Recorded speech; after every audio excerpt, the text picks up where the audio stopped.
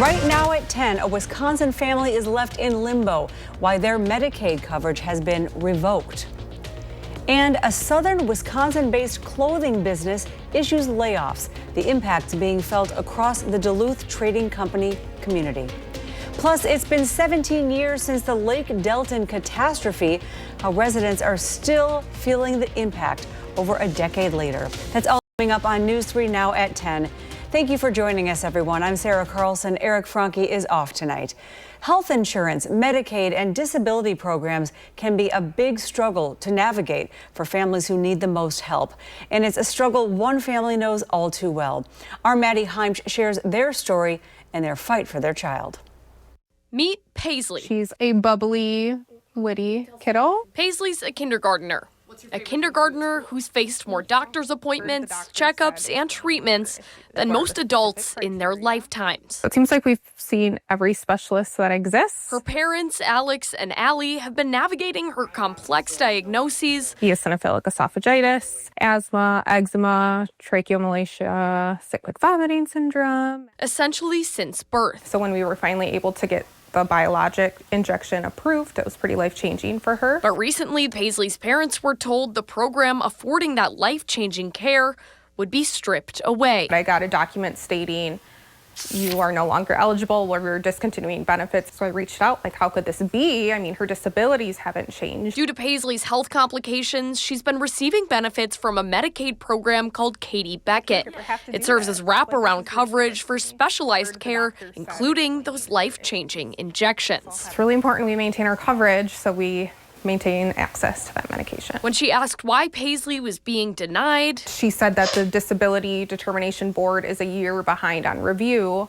So based on the paperwork and stuff they had a year ago, they're denying.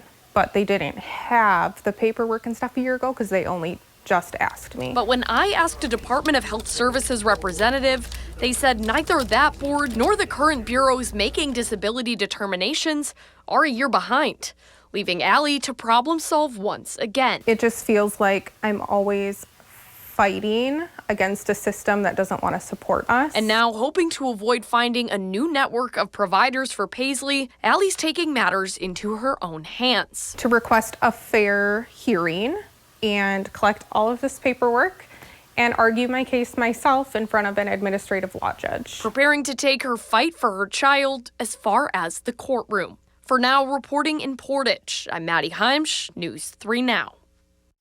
And the court date to fight for Paisley's care has been delayed, and a new date has not yet been set. This is a story we will continue to cover here on News 3 Now. Another big story today, the Duluth Trading Company is confirming it has laid off some of its workforce. According to the company, 18% of the workforce at headquarters in Mount Horeb has been let go, with 3% from the rest of the business. That includes remote employees, distribution centers across the U.S., and the office in Mount Horeb. The company says the decision was made to, quote, reduce expenses and drive efficiencies further, end quote. Turning to weather now, a cool down is coming overnight and that wildfire smoke headed back. We have Blaze Keller with the latest. Kind of a bummer to hear, but hopefully a warm up too. That's right. We get the smoke tomorrow, but we get warmer temperatures and sunnier conditions throughout most of the day. We were in the 60s. Today we'll eventually settle into those 40s and 50s overnight underneath mostly clear to partly cloudy conditions. But yes, we are looking at the return of smoke as we head into Tuesday. Watch as those oranges and those reds move in out of Minnesota and Iowa, especially during the morning hours. We're at 8 a.m. on Tuesday. Those darker reds indicating more of that thicker smoke throughout the atmosphere. The good news is, as we go further into Tuesday, we say goodbye to that thick smoke and deal with less hazy conditions as winds start to finally turn somewhat out of the south. And then by Wednesday, we really get more clear skies, less smoky conditions. But also on Wednesday, we deal with some severe weather. We have a marginal risk for severe severe weather, so an isolated threat for 1 or 2 severe thunderstorms. We'll talk about the threats that they could bring, the timing for the potential severe weather on Wednesday, and then whether or not our temperatures will stay in the 70s and 80s or if we'll dip back into the 60s. Later this week, we'll take a look at that in the full forecast. Sounds good. Thank you, Blaze. A 2-year-old is flown to a hospital after a 3-vehicle crash in Rock County over the weekend. The crash happened between U.S. Highway 14 and South Van Allen Road on Sunday. The Rock County Sheriff's Office says a Cadillac did not slow down and rear-ended a GMC, causing it to spin into the nearby intersection and strike a Jeep. A 2-year-old was med-flighted after suffering life-threatening injuries. Everyone else involved in the crash was taken to hospitals and later released. The Sheriff's Office says the case is still being investigated. Well, there is an update on the case against the father of the Abundant Life school shooter. Jeffrey Ruppnow was in court today. He's the father of the young girl who brought a gun to Abundant Life Christian School last December. Ruppnow has been charged with 3 felony counts, 2 for intent to sell a deadly weapon to a minor, and the 3rd is for contributing towards his daughter's delinquency. He is now scheduled for a preliminary hearing in July. A Mineral Point man has been arrested after a series of threatening messages toward a law enforcement officer. Police were called to Clowney Street on Sunday night for a disturbance in a message shown to officers. The 42-year-old allegedly stated his intent to murder a member of the Iowa County Sheriff's Office. The man surrendered to police after a brief chase. He is now facing 2 felony charges and 2 misdemeanors and being held in the Iowa County Jail. A rise in pedestrian accidents has the Dane County Traffic Safety Commission starting a new 2-week campaign for pedestrian safety. According to the commission, in 2024, the number of crashes involving pedestrians was 138, and that's the highest it's been in 5 years. And it was a 20% increase over the previous 4-year average. They say now that school is winding down and pretty much out, it's time to be more mindful for both drivers and pedestrians. Our population continues to grow. It's one of the biggest booming areas in the whole state. So unfortunately, the reality is when you have that much more volume, some of this is inevitable. You want to get this trending in the other direction as opposed to continuing to go up. Some of the highest pedestrian crash areas are UW's campus around North Park Street and University and Highway 151 near the intersection with West Washington. Well, it happened nearly 20 years ago. Hard to believe. It's the day that homes, businesses, and a whole lake were swept away. Still lives very fresh in the minds of Wisconsin Dells residents. Armand Rahman spoke to business owners and residents who remember the flooding and draining of Lake Delton. It may be hard to believe, but 17 years ago on this day, all of the water in Lake Delton had vanished, leaving behind sand, debris, and a really rough year for homeowners and businesses in Wisconsin Dells. We woke up, it was raining really hard, and next thing you know, the lake is draining. I mean, it just happened really fast. A flood, then a whole lake vanished, like a magic trick. Not a good one. No.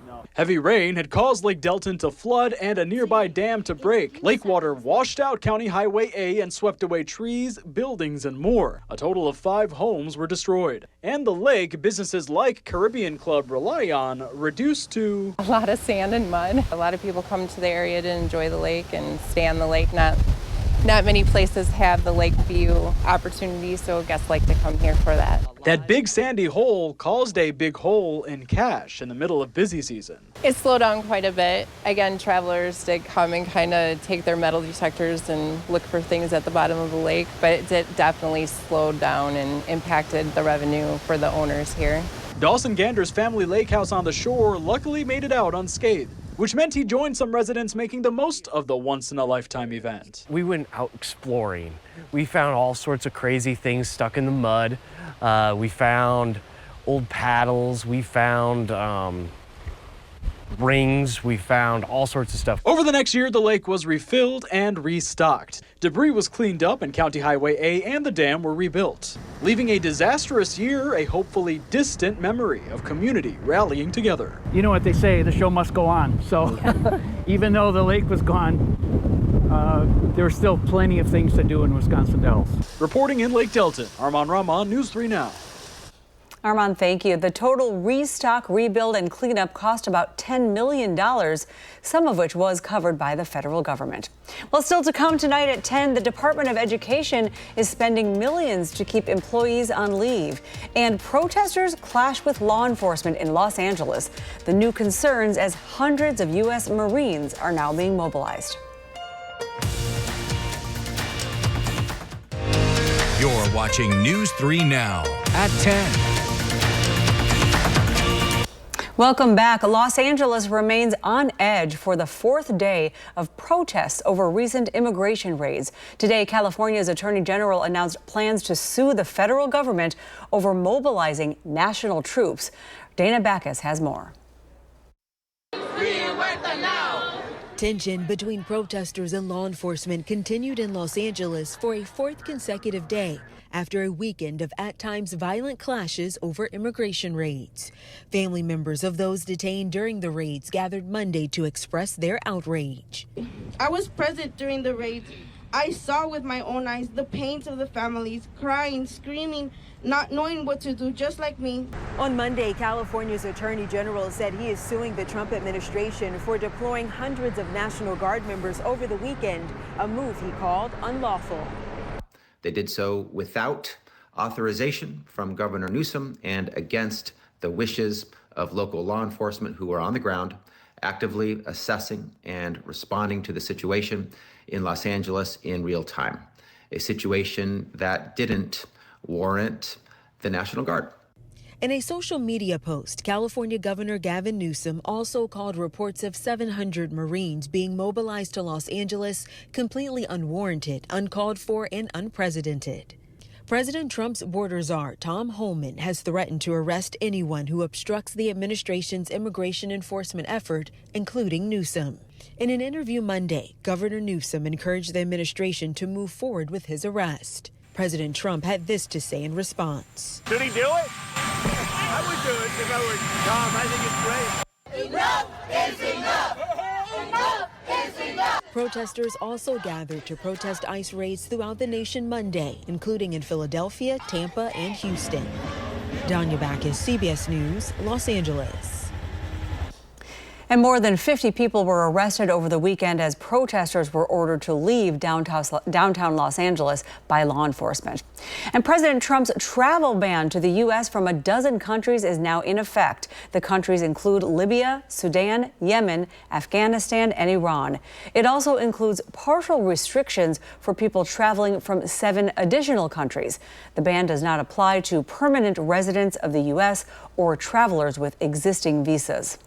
The Department of Education is paying more than $7 million a month to employees on administrative leave. That's according to the union that represents those employees. And the salary payments could continue for years as the court battle over cuts instituted by the Trump administration plays out. Turning to weather now, temperatures are going to fall into the 50s overnight. We can maybe close the windows. We have meteorologist Blaze Keller with the ups and downs of everything in the forecast. That's right. Today certainly cooler than maybe where a lot of us would like to be or think we should be for this time of year. Our average high 77 degrees. I think we topped out in the upper 60s. We're currently at 58, whereas parts of northwestern Canada are still near 70 at this hour. All that warm Pacific air that we would otherwise probably see moving across the United States is going into Canada, and our current low pressure system that brought the rain and the cloud cover today continues to pull down some of that cooler air out of the Hudson Bay area. So that's the reason why we're going to be cooler tonight, but we start to tap into some of that warmer air on Tuesday. It's going to be more sunny than today, but it will still be hazy. Northwesterly winds are going to bring down some of that smoke from Canada. So we talked about that earlier in the newscast. We do start to clear up as we go into Wednesday, but that also brings us the chance for some severe weather. With a marginal risk in the green, we're looking at an isolated chance for a severe thunderstorm or two. So not everybody will see these thunderstorms if they were to become severe on Wednesday. So what is going to bring about this chance for severe weather? Well, we call it a stationary front because that's essentially what it is. You've got northerly winds and southerly winds essentially coming to an area, and they're at the same speed. So they're not moving that front north or south. But what they're doing is still causing that air to go up into the atmosphere, and that's how we get some of these showers and thunderstorms. Perhaps a severe thunderstorm or two. We're looking at Wednesday late afternoon through the early evening for that window of opportunity, mainly looking at strong winds and hail as the main threats. As we go further Wednesday into Thursday, southerly winds eventually win, and that's going to push that front northward. So it becomes somewhat of a warm front and helps pull in a weak little surface low pressure system out of Minnesota. That's going to bring in a little bit more moisture as well. So we're anticipating a rainy Thursday, Friday, and very early start to Saturday as well. So we got a couple days of rain in the forecast, but it is much needed rain and beneficial rain. We're looking at anywhere in the blue, at least a half an inch of rain, with isolated spots nearing maybe an inch to an inch and a half over Wednesday, Thursday, Friday, and then into Saturday, which is coming at a good time because the data out of May from the National Centers of Environmental Information, or NCEI, shows that throughout May, only a few counties actually reported a wetter than average month, whereas everybody else was either near normal, drier than average, or much drier than average. So northern Wisconsin needs the rain just as much as we do, and it comes at a good time. And you can always read the latest monthly recap when it comes out on our latest Beyond the Barometer. You can scan the QR code there if you want to read it on your phone directly, or head on over to our website. There is a look at the forecast on Tuesday. Pretty seasonal, low to mid 70s with mostly sunny to partly sunny conditions. Air quality is expected to be moderate. I wouldn't be surprised with some of that smoke, especially in the morning, that we get some pockets of unhealthy for some folks. We look to dry out by Father's Day, and then some showers and thunderstorms return into next week. Yeah, I look forward to the warm-up. It felt cold today. It was a very chilly day. Yes. Thank you, Blaze. And we're talking about the Packers again. Absolutely, because coming up in sports, a nasty breakup, a long time in the making. We'll tell you all about today's big Packer news next on News 3 Now.